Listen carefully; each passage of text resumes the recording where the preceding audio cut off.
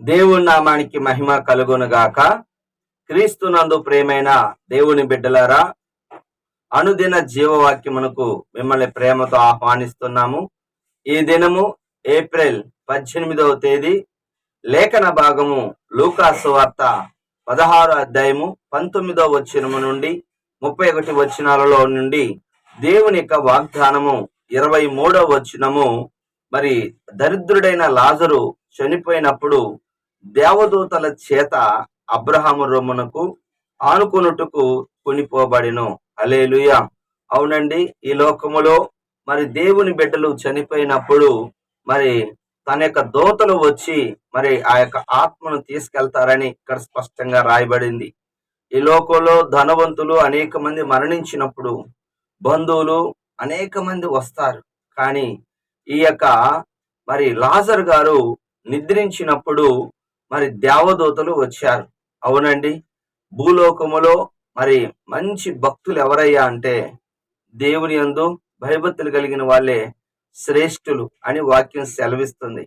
మరి ఇతను విశ్వాసం ఉంచినది, ఈ యొక్క లాజరు గారు కష్ట సమయంలోనే విశ్వాసం ఉంచాడు, మరి దరిద్రతతోనే విశ్వాసం ఉంచాడు, అనారోగ్యంలోనే విశ్వాసం ఉంచాడు.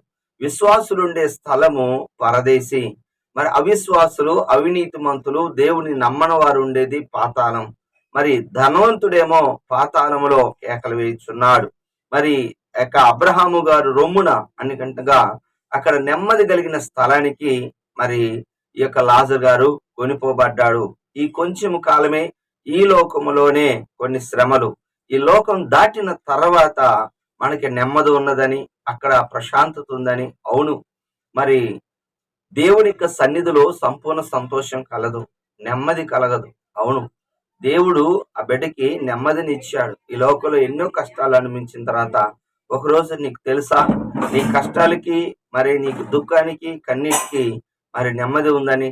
మరి నిరీక్షణ లేని వారే కాకుండా మనం నిరీక్షణ కలిగిన వారం గనుక మరి ప్రభు యొద్దకు వెళ్ళేదుమని నమ్ముదాం. దావీదు గారు కూడా తన కుమారుడు చనిపోయినప్పుడు నేను అక్కడికి వెళ్తాను కానీ అక్కడిక్కడికి రాడు కదా అని ధైర్యంతో మరి బాగులేనప్పుడు ప్రార్థన చేశాడు.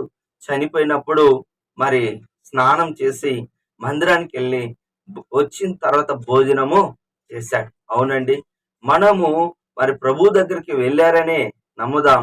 దేవదూతలు కూడా వచ్చారు.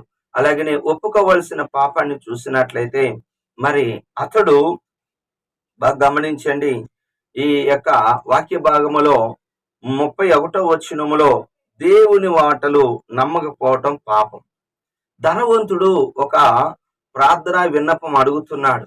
అయ్యా, నాకు 5 మంది అన్నదమ్ములు ఉన్నారు, ఈ పాతాళంలో ఈ అగ్ని జ్వాలలో అల్లాడకుండా మరి ఈ బాధపడుతున్నాను, కాబట్టి మీరు నాకున్న 5 మంది అన్నదమ్ములకి మరి ఈ లాజరు ఇక్కడ నెమ్మది పొందుతున్న ఈ లాజరు భూలోకానికి వెళ్తే నా యొక్క 5 మంది అన్నదమ్ములు నమ్ముతారు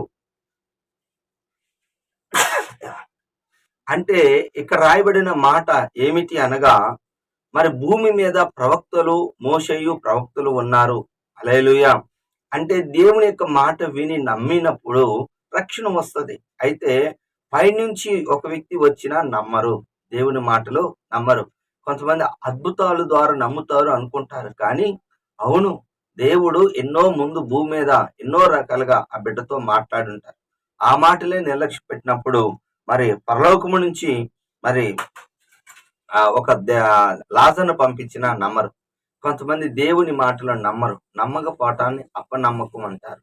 బైబిల్లో మార్కు సువార్త 9వ అధ్యాయం 23, 24 వచనాల్లో మరి బాగులేని ఒక కుమారుని యొక్క తండ్రికి యేసు ప్రభువారు అంటున్నాడు, నీకు నమ్ముట వల్ల నమ్మవానికి సమస్తము సాధ్యమే, నాకు అపనమ్మకం ఉంది, అపనమ్మకం లేకుండా సహాయం చేయమని ప్రార్థిస్తున్నాడు. అవును, అపనమ్మకం కోసం కూడా మనం ప్రార్థన చేసుకోవచ్చు. ఇక్కడ మనం గమనించినట్లయితే దైవ సేవకులు భూమి మీద చెప్పిన వారి మాట వినకపోతే ఏదేదో అద్భుతాలు చేసినా కానీ వాళ్ళు నమ్మరు. యెషయా గ్రంథం 46వ అధ్యాయం 10వ వచనములో ధర్మక్షేత్రములో మరి దుష్టులకి మరి కనికరం చూపిన వాళ్ళు నమ్మరంట. కనుక భూమి మీద ఉన్నప్పుడే మనం నమ్మి దైవ రాజ్యాన్ని స్వతంత్రించుకుందాం. చివరిగా మరి 25వ వచనములో మనం చేయాల్సిన పని ఏమిటి అంటే, మరి ఇక్కడ లాజరు గారు తన జీవితకాలం అంతా కష్టమును అనుభవించాడు. అంటే కష్టాన్ని అనుభవిస్తే పరలోకం రాలేదండి. ఒక్కోసారి బైబిల్ ప్రకారంగా రాయబడింది ఏంటంటే, కష్టకాలం అనేది ఉంటది. కష్టకాలం అనేది ఉంటది. అయితే ధనవంతుడికి మరి ధనవంతుడేమో తన ఇష్టానుసారంగా జీవించాడు. తన ఇష్టానుసారంగా లైఫ్ ఎప్పుడు కూడా, జీవితం ఎప్పుడు కూడా మన ఇష్టము కాదు. మనమంటూ ఒక లెక్క చెప్పాలి. ఈ లోకం దాటిన తర్వాత లెక్క చెప్పాలి. చాలా మందికి ఆ విషయం తెలియదు. హెబ్రీ 9:27 నుంచి చూసినట్లయితే మనుషులు ఒక్కసారే మృతి పొందవలను, అటు తర్వాత తీర్పు జరుగుతుంది. అవునండి, మరి తీర్పు అనేది ఉంటుంది. ధనవంతుడు సుఖానికి మరి తన యొక్క శరీర కోరికలకి, వస్త్రాలకి, వాటికి ఉపయోగించుకున్నాడు. మరి దరిద్రుడైన లాజరు మరి దేవుడున్నాడని నమ్మాడు. తనకున్న అనారోగ్యాన్ని బట్టి, లేకపోతే ఆ యొక్క మరి బలహీనతను బట్టి, లేకపోతే దరిద్రతను బట్టి ఫీల్ కాలేదు, కానీ దేవుని యందు విశ్వాసం ఉంచాడు. మరి ధనవంతుడికి అన్ని అవకాశాలు ఇచ్చిన దేవుని నమ్మలేదు. ఈ భూమి మీద నువ్వు నేను చేయాల్సిన పని ఏంటంటే, మన జీవితం మన ఇష్టం కాదు. మనం ఎలా చేసినా మన క్రియల చొప్పున, మన శరీరంతో, దేహంతో చేసిన వాటికి లెక్క చెప్పాలి. మరి దరిద్రుడు కష్టాన్ని అనుభవించాడని కాదు, కానీ దేవుని నమ్మాడు.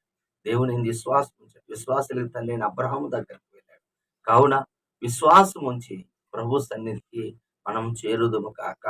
ఆమె ప్రార్థన చేసుకుందాం. ప్రేమ కలిగిన తండ్రి యేసయ్యా, నీ వందనాలు, స్తోత్రాలు. ఈ దినం నీ కృపలో, నీ దయలోనైనా నీ మాటలు వినే భాగ్యాన్ని ఇచ్చిన కృతజ్ఞతాస్తుతులు చెల్లిస్తూ అయ్యా, ప్రతి బిడ్డని దీవించి ఆశీర్వదించి యేసు నామములో ప్రార్థిస్తున్నాను తండ్రి. ఆమేన్. తండ్రి యొక్క ప్రేమ, కుమారుని యొక్క కృప, పరిశుద్ధాత్మక దీవెన సదాకాలం మనందరి తోడుగా ఉండును గాక. ఆమేన్.